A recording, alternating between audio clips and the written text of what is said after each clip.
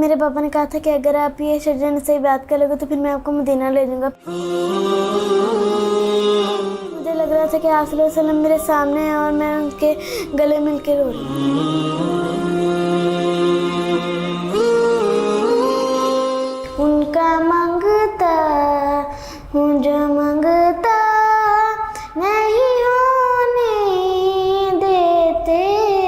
ہنا قابلہ فاز شوقا الی لیس ارجو سوا شربة من یدی سنفرچی زید ددویا ثانی چردن محمد السلام علیکہ یا رسول اللہ السلام علیکہ حبیبی یا نبی اللہ. ناظرین، آج جو میں آپ کے لیے سٹوری لے کے آیا ہوں ایک ایسی چھوٹی بچی کی سٹوری ہے جس نے آپ صلی اللہ علیہ وسلم کی بارگاہ میں شجرہ نسب پیش کیا، جو آج تک بچوں کو یاد ہونا ناممکن سی بات ہے. 3.5 سال کی عمر میں اس بچی نے اپنے والد سے خواہش کی کہ میں نے مدینے جانا ہے. تو اس کے والد نے کہا کہ میں مدینے سے تمہیں لے جاؤں گا، پر اس کے لیے ایک شرط ہے، تم نے شجرہ نسب یاد کرنا ہے. تو اس بچی نے اس شجرہ نسب کو یاد کیا اور پھر اپنے والد کو سنایا، تو اس کے والد اس کو مدینے لے گئے.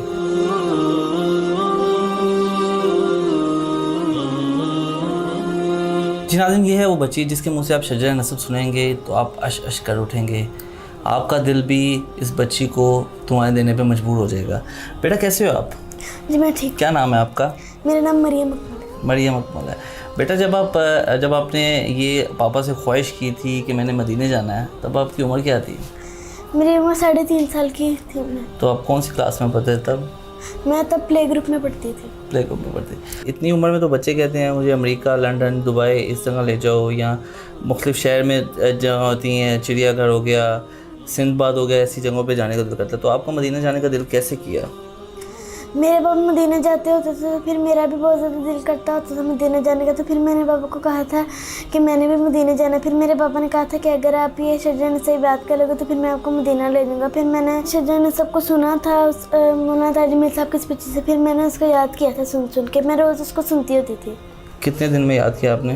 میں نے اس کو 16 ڈیز میں یاد کر لیا تھا. تو پھر اس کے کتنے دن بعد آپ مدینہ گئے تھے؟ میں اس کے صرف 5-6 دن بعد مدینہ چلی گئی تھی.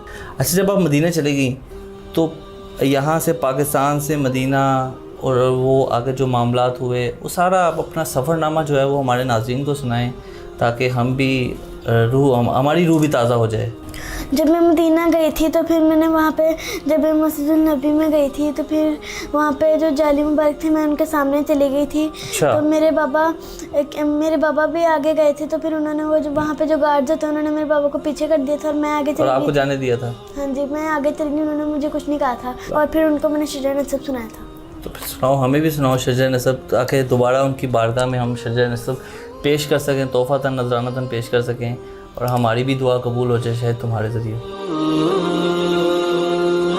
اللہ کے نبی، میں آپ سے بہت پیار کرتی ہوں. میں آپ کو سلام پیش کرتی ہوں. اللہ کے نبی، آپ سچے، آپ کی نسل سچی، آپ کی جس سچی، آپ کا نسب سب سے اعلیٰ، آپ کی ذات اللہ کے بعد سب سے اعلیٰ. آپ کے ہمارے درمیان آخرت کا پردہ ہے اور اللہ تعالیٰ نے آپ کو زندگی دی ہے.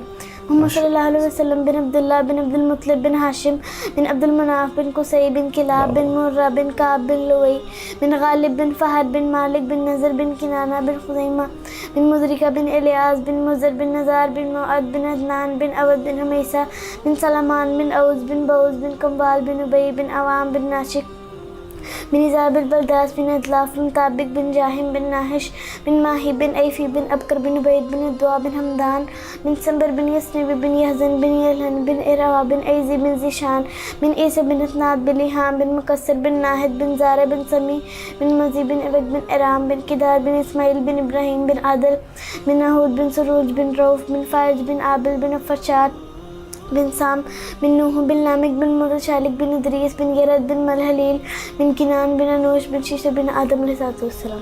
واہ واہ، ماشاء اللہ، سبحان اللہ سبحان اللہ. اچھا بیٹا، جب آپ نے یہ پڑھا تھا تو تب آپ کی وہاں پہ کھڑے ہو کے کیفیت کیا تھی؟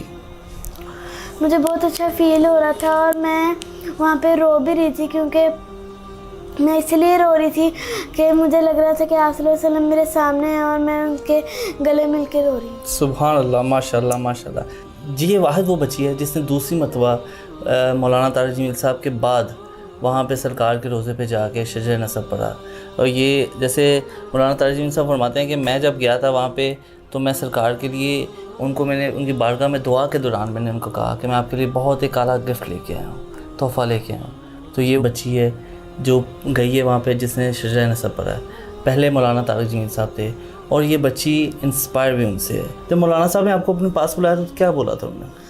जब मैं उनके पास गई थी तो उन्होंने मुझे पहले अपने पास बुलाया था, फिर उन्होंने मुझे कहा था कि आप मुझे शजर नसब सुनाओ। तो फिर जब मैंने उनको शजर नसब सुनाया था तो उन्होंने कहा था कि आपने इसको कैसे याद कर लिया और आप तो एक चाइल्ड स्टार हो। अच्छा बेटा, इसके अलावा आपके पास और क्या हुनर है, क्या कर लेती हो? नाते भी आती हैं आपको कोई? हाँ जी, मुझे 4 ज़बानों में नात आती हूँ। अच्छा, तो वो भी हमारी नाज़रीन की समातों का हिस्सा बने, तो सुनाओ फिर।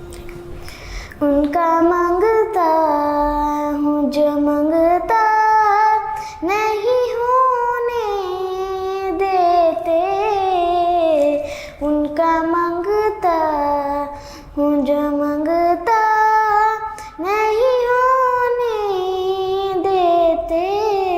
मुस्तफ़ा मुस्तफ़ा मंबऊने सफ़ा सय्यदुल अंबिया मिशआरुन फिल वफ़ा काना फी अत्फ़िही लियदा मदिफ़ा हन्ना क़ाबिलहु फ़ज़ा शौक़न इलै लैसा अर्जु सिवा शरबतन मिन यदै अस्सलातु अलैहि वस्सलामु अलैहि। Rudam dirmen klava anidam du sura doye itna hardad hai baba ba sana forchi zaida doye sani chardan Muhammad assalamu alayka ya Rasulallah assalamu alayka habibi ya nabi Allah। अब इस बच्ची ने इस दौर में आके, इस सदी में आके एक नई मिसाल कायम की है कि इस्लाम अभी ज़िंदा है, इस्लाम हर दिल में है, हर घर में है।